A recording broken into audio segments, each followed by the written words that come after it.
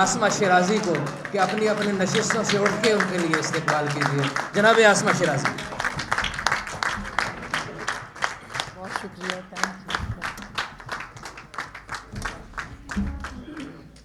بسم اللہ الرحمن الرحیم.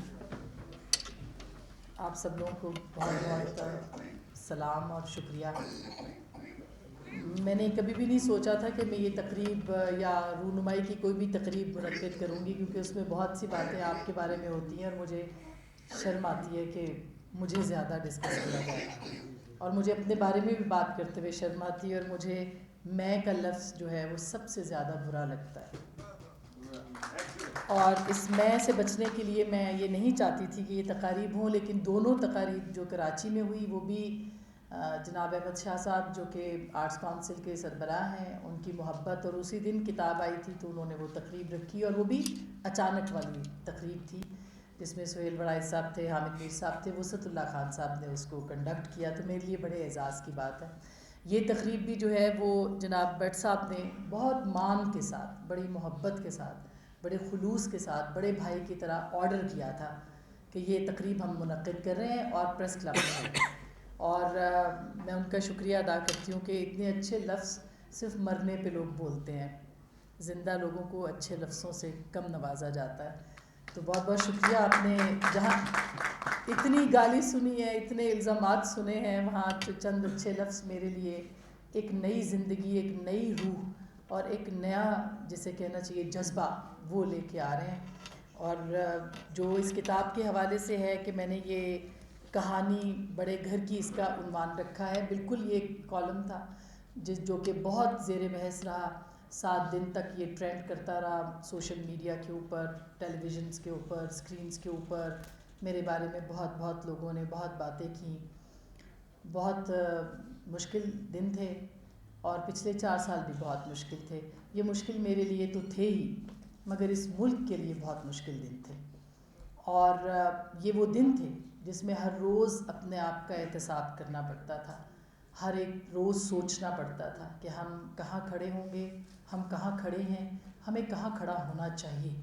بہت کم لوگ اس سفر میں مجھے سمجھتے رہے ہیں، میرے ساتھ کھڑے ہیں، اور انہوں نے مجھے رہنمائی بھی میری کی ہے. ظاہر ہے اس میں مدثر تو سر فہرست تھا ہی، جس کا میں شکریہ میرے پاس الفاظ نہیں ہے کہ میں مدثر کا شکریہ ادا کروں.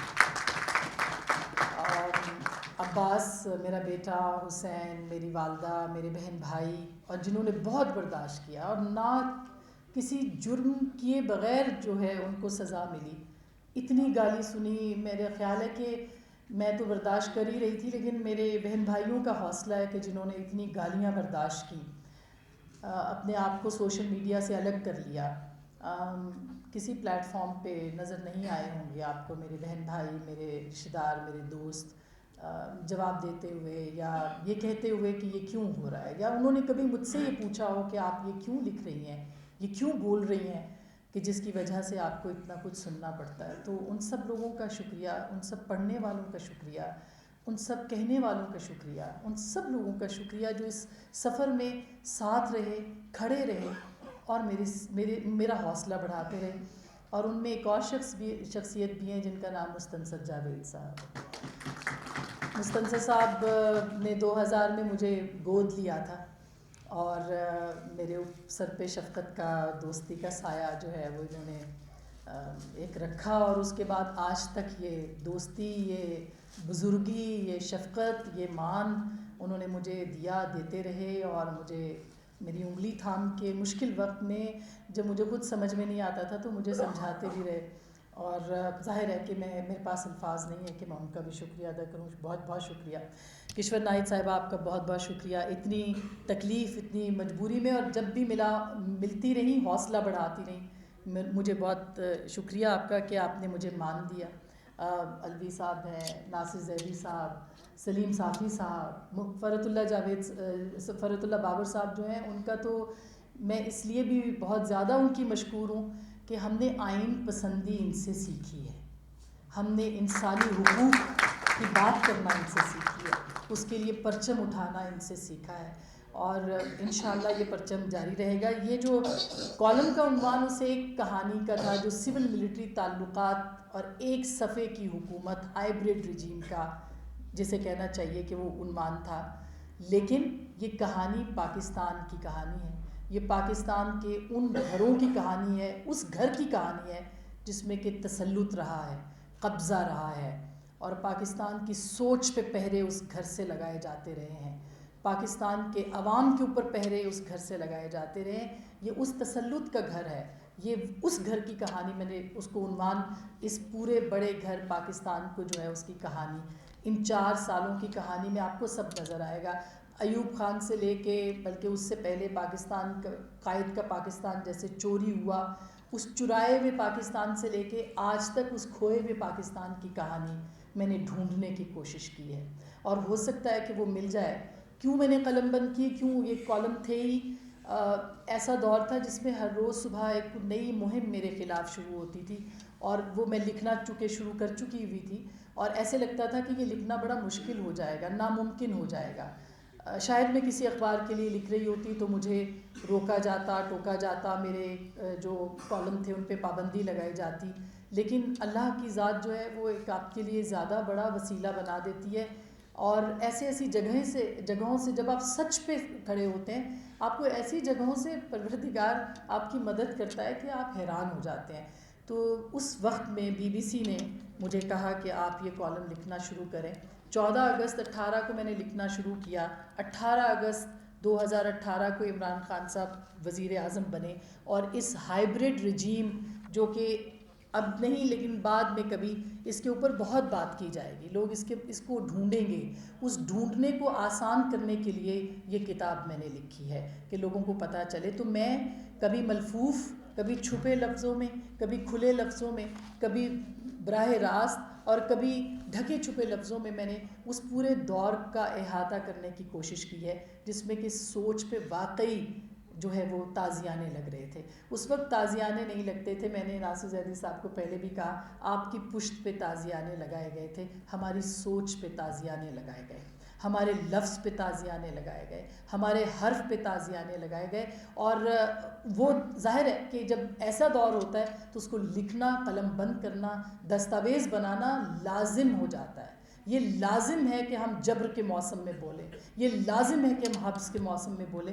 تو میں شکریہ BBC کا بھی کرتی ہوں کہ جنہوں نے اتنی پابندیوں کے باوجود, جو ان پہ اس وقت جو خود, اگر میں آئی وش کے یہاں پہ ہوتے آصف فاروقی صاحب, ذیشان حیدر صاحب یا ماوش حسین, کہ جن کو براہ راست بلا واسطہ دھمکیاں دی جاتی رہیں کہ وہ لکھوانا چھوڑیں. میرے جو آج نیوز کے CEO ہیں جناب شہاب زبیری صاحب, حامد زبیری صاحب, ان کے اوپر جس طرح سے دباؤ ڈالا جاتا رہا کہ وہ مجھے نوکری سے نکالا جائے, جس طرح سے بڑے بڑے اہلکار اور بڑے بڑے عہدیدار اس وقت کے زمانے کے ہائیبرڈ رجیم کے ایک صفحے کے جو مالکان تھے, وہ جس طرح سے وہ دباؤ ڈال رہے تھے, اس کے باوجود انہوں نے مجھے لکھنا نہیں بند کروایا. میں لکھتی رہی, میں کہتی رہی, اور اگر میں نہ لکھتی تو میں مر جاتی, اور میں لکھتی تو مر جاتی. تو میں نے یہ فیصلہ کیا کہ میں لکھ کے مروں, میں بول کے مروں, اور یہی فیصلہ ہے جو اٹل ہے, اور حرمت لفظ جو ہے اس کی ہم نے قسم کھائی ہے, اور انشاءاللہ یہ حرمت لفظ جو ہے یہ برقرار رہے گی. اس لیے کہ ہم بڑے گھروں کے اندر نہیں, ہم بڑے گھروں کے باہر بیٹھ کے ان کو للکارتے ہیں اور للکارتے رہیں گے. تو میں آپ سب لوگوں کا بہت بہت شکریہ ادا کرتی ہوں. جتنے لوگ میرے پیچھے بیٹھے ہیں, راؤ خالد صاحب ہیں, عامر وسیم جو کہ ہمارے بہت دوست بھی ہیں, میاں صاحب بہت شکریہ, نصر اللہ ملک صاحب تھے یہاں پہ شاید چلے گئے, اور شکیل انجم صاحب بہت بہت شکریہ. جتنے بھی عہدیدار ہیں یہاں پہ, ساتھی ہیں جو مشکل وقت میں کھڑے رہے, ان سب لوگوں کا شکریہ.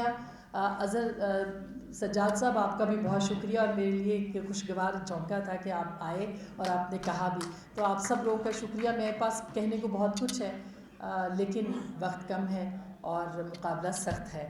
ایک نئی کتاب جلد آئے گی انشاءاللہ, اور پھر آپ کی خدمت میں حاضر ہوں گے لکھنے. اور میں ایک آخری بات کہتی چلوں, جو کہ یہ لکھنے کی بالکل یہ بات درست ہے فرحت اللہ بابر صاحب کی, کہ جب تک آپ لکھتے نہیں ہیں اس کو سند نہیں ملتی, اور سند کے طور پہ آپ کو لکھنا چاہیے. اور یہ بات بھی غلط ہے کہ لوگ, جو بہت سارے ہمارے دوست کہتے ہیں کہ کتاب کوئی پڑھتا نہیں اب, لوگ اتنا کتاب پڑھ رہے ہیں، مطلب مجھے اتنا فخر اور اعزاز اور خوشی ہو رہی ہے کہ یہ کتاب تقریباً آدھی سے زیادہ بک چکی ہے. اور لوگ مجھے حیدرآباد سے کل لوگ آئے جو کہ کتاب خرید کے کراچی سے وہ میرے پاس آئے اور انہوں نے کہا آپ دستخط کر دیجئے. خیرپور سے، بلوچستان سے، گلگت بلتستان سے، پورے پاکستان سے لوگ پوچھ رہے ہیں کہ یہ کتاب کہاں ہے. اس کا مطلب ہے کہ لوگ کتاب پڑھنا چاہتے ہیں اور ہمیں کتاب سے جڑنا چاہیے. تو کتاب دوستی کے لیے اور علم دوستی کے لیے، اور اس دعا کے ساتھ کہ پروردگار ہمارے علم میں اضافہ کرے، ہمیں پڑھنے کی، سمجھنے کی، سوچنے کی جو ہے وہ توفیق عطا فرمائے. اور یہ دعا جو ہے سب سے زیادہ بڑھ کے جو پچھلے 4 سال میں نے کی ہے کہ پروردگار ہمیں علم دے، حوصلہ دے اور علم کو استعمال کرنے کا سلیقہ عطا فرمائے. بہت بہت شکریہ. تھینک یو سو مچ. بہت شکریہ.